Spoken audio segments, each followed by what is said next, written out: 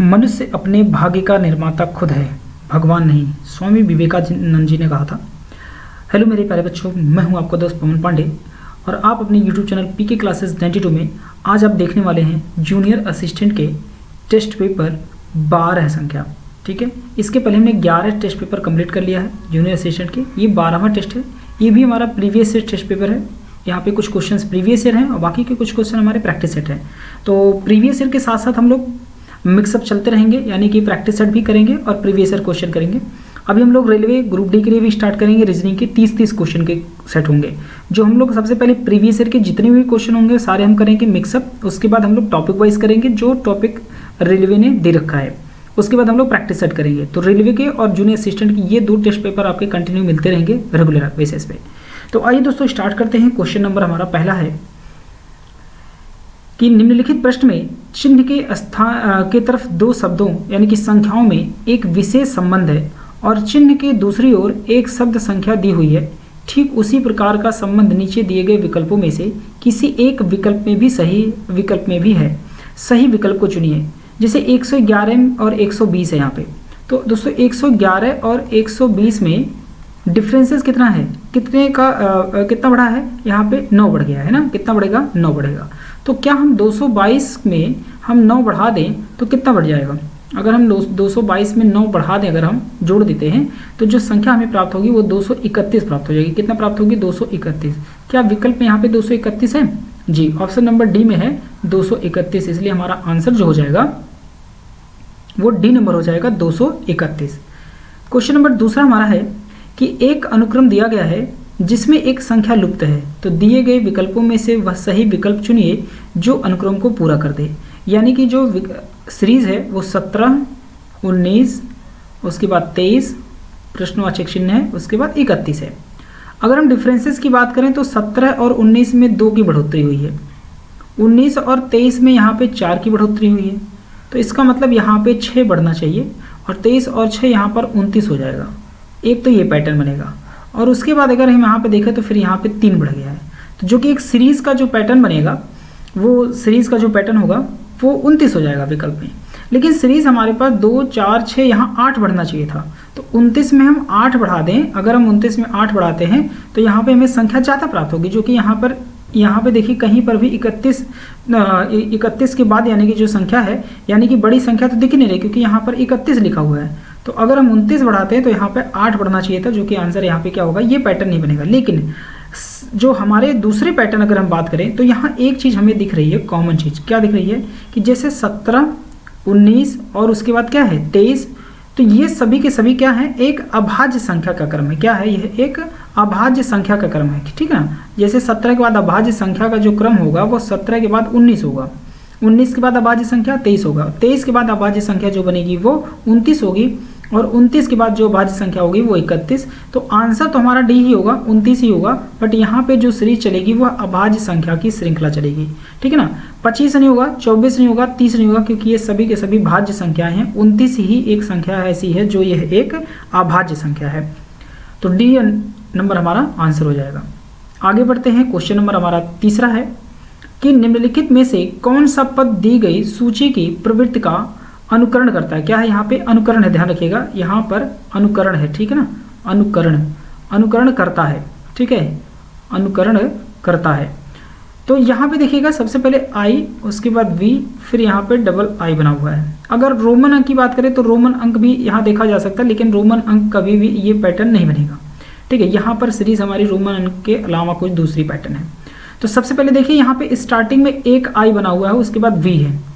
यहाँ वी के पहले 2 बार आई बना हुआ है और यहाँ वी के पहले 3 आई बना हुआ है। तो इसका मतलब जो भी बनेगा वो वी के पहले यहाँ पर 4 बार आई आएगा। ये बात ध्यान रखिएगा, 4 आई आएगा। और वी के बाद जो है वह सिर्फ 2 आई है।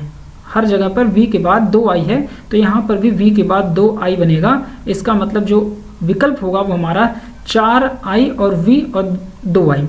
तो जो आंसर हो जाएगा वो हमारा बी नंबर हो जाएगा, सेकंड नंबर, क्योंकि यहाँ देखिए 4 आई है, फिर वी है और 2 आई है।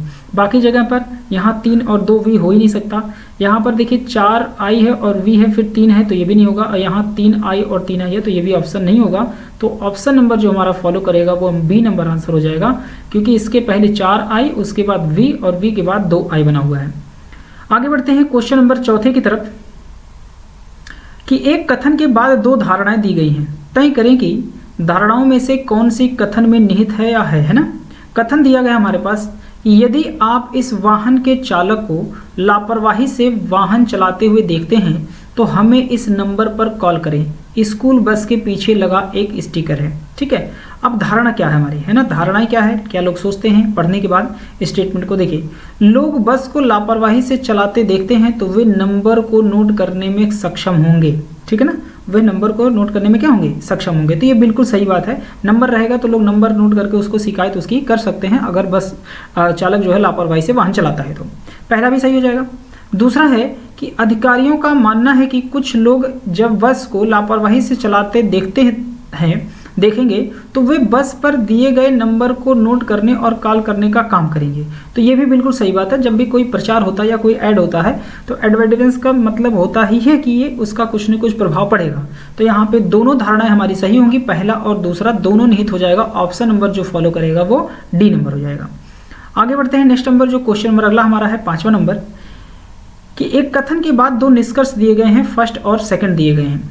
कथन में दिए गए तथ्यों को सच माने भले ही वे सामान्य रूप से क्या हो, ज्ञात तथ्यों से भिन्न लगते हों, और यह ज्ञात करें कि कौन सा से निष्कर्ष दिए गए कथन का तर्कपूर्ण रूप से अनुसरण करता है।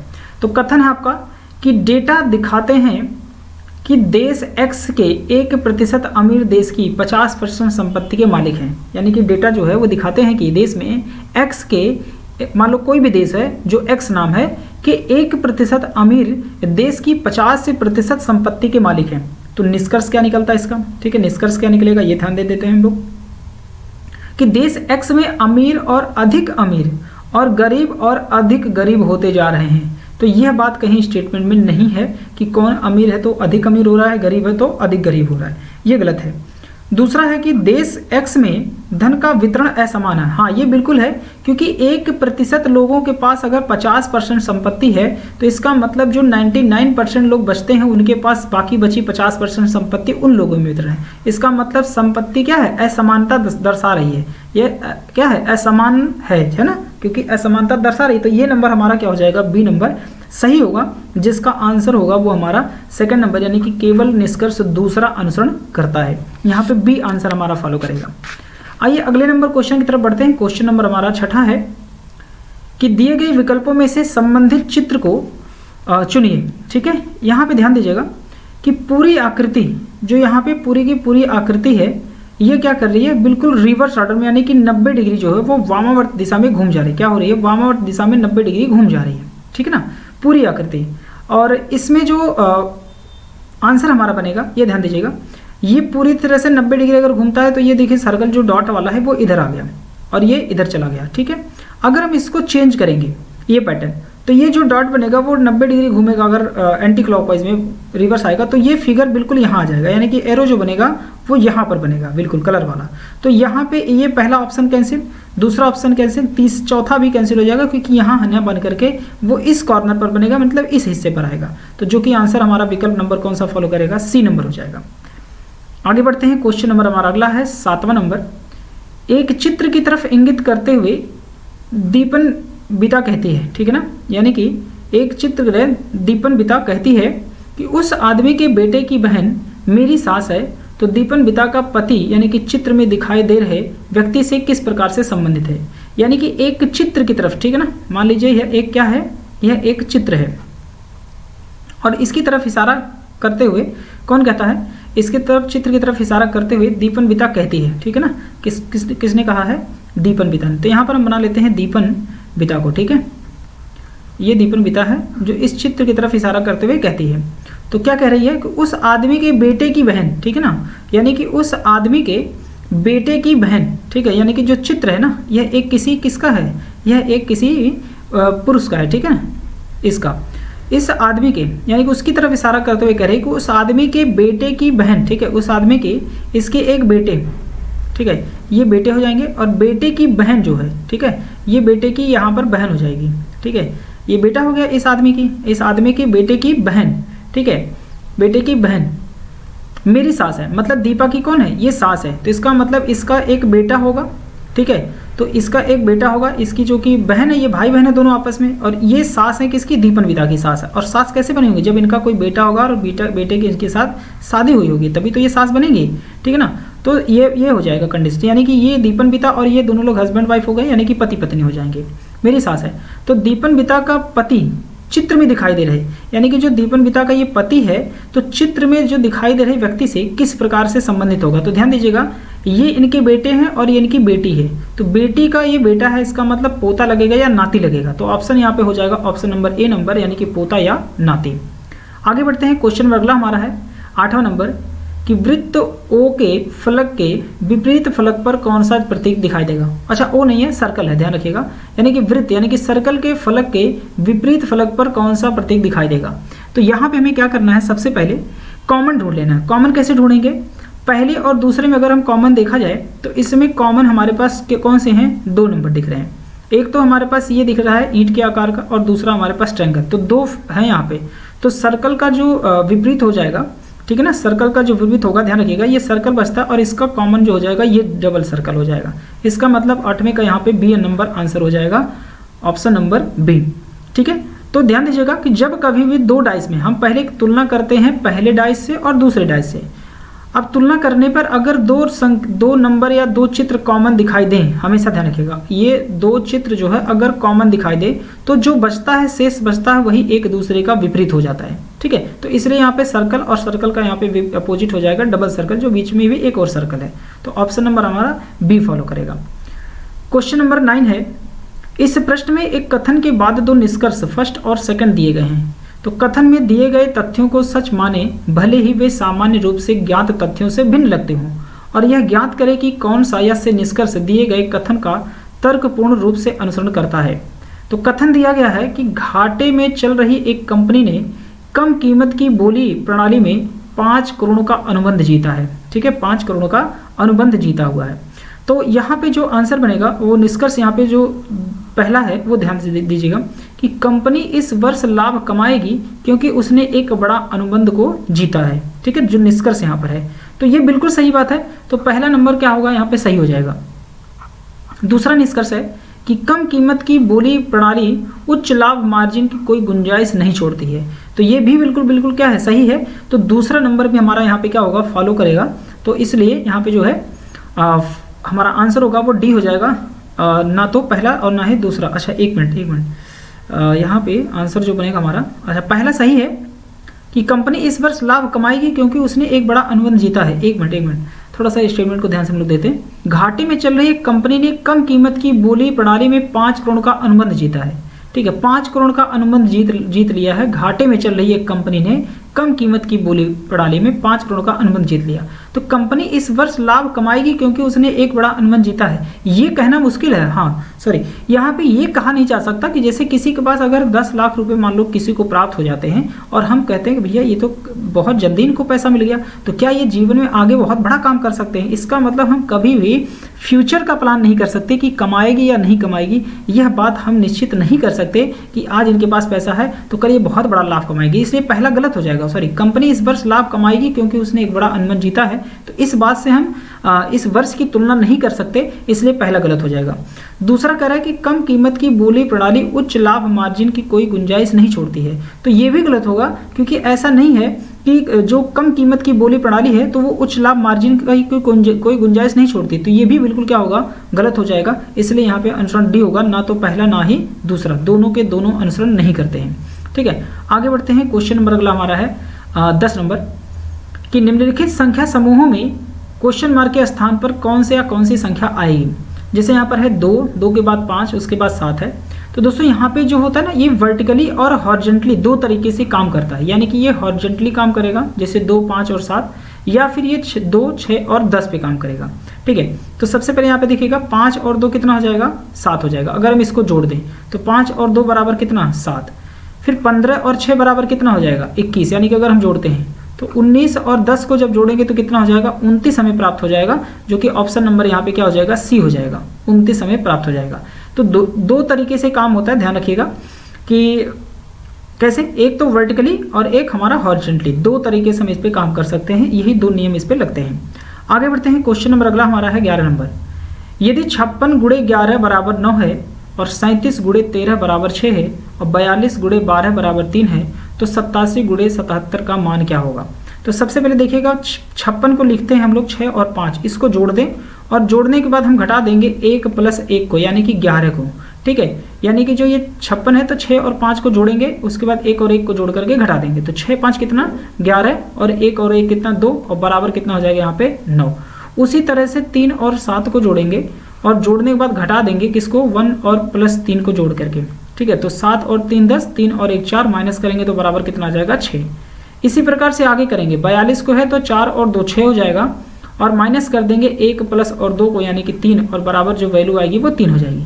तो आगे भी यही हमें अप्लाई कर देना है 87 और 77 में।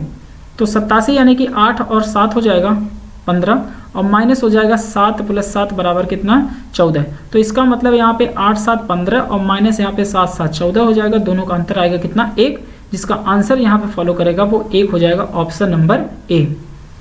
आगे बढ़ते हैं, क्वेश्चन नंबर हमारा 12 है। एक कथन के बाद 2 धारणाएं 1 और 2 दी गई हैं। तय करें कि धारणाओं में से कौन सी कथन में निहित है। ठीक है, दोपहर के भोजन की योजना शुरू होने के बाद पब्लिक स्कूलों के छात्रों की उपस्थिति में 20% की वृद्धि हुई है। यह एक कथन दिया गया है, एक स्टेटमेंट है। अब धारणाएं क्या दी गई हैं कि स्कूल जाने के लिए भोजन एक अतिरिक्त प्रोत्साहन है। स्कूल जाने के लिए भोजन एक अतिरिक्त प्रोत्साहन है, यानी कि ये 12 जो यहाँ पे आंसर हमारा होगा, क्या ये सही होगा। धारणाएं सही है पहली नंबर हमारी, है ना। तो ये बिल्कुल ही धारणा क्या है, बिल्कुल निश्चित तौर पर सही है, क्योंकि छात्रों के स्कूल जाने में भोजन एक अतिरिक्त प्रोत्साहन के साथ साथ छात्रों की उपस्थिति में भी वृद्धि हुई है। तो इसका मतलब ये बिल्कुल उसका प्रभाव पड़ा है। जो पहले स्कूलों में उपस्थिति 100% से क्या थी, कम थी, इसीलिए तो यानी कि बढ़ गई है, 20% की वृद्धि हुई है। मतलब पहले 80% थी, अभी मान लो 20% बढ़ गई है तो 100% हो गई है।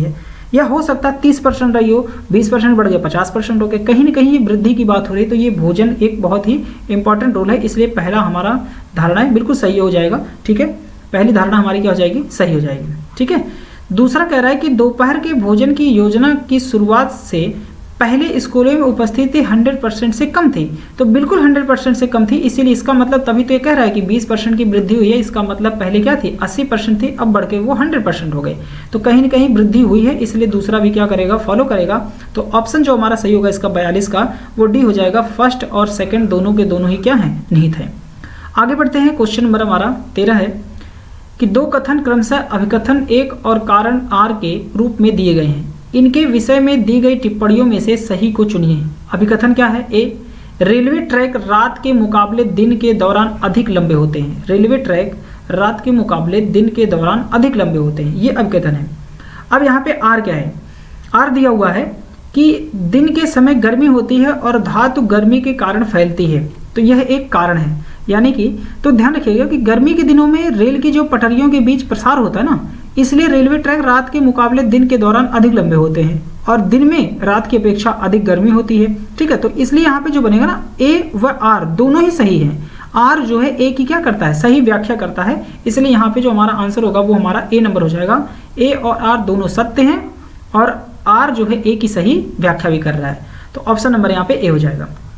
अगला क्वेश्चन है 14 नंबर में कि दिए गए चित्र के अनुसार क्या उन छात्रों को दर्शाता है जो भौतिकी और रसायन विज्ञान का अध्ययन करते हैं लेकिन गणित का अध्ययन नहीं करते, मतलब मैथमेटिक्स नहीं करते। ध्यान रखिएगा, तो मैथमेटिक्स का ये हिस्सा है सर्कल, जिसमें यहाँ पे SUPC हैं, तो ये सब नहीं होंगे।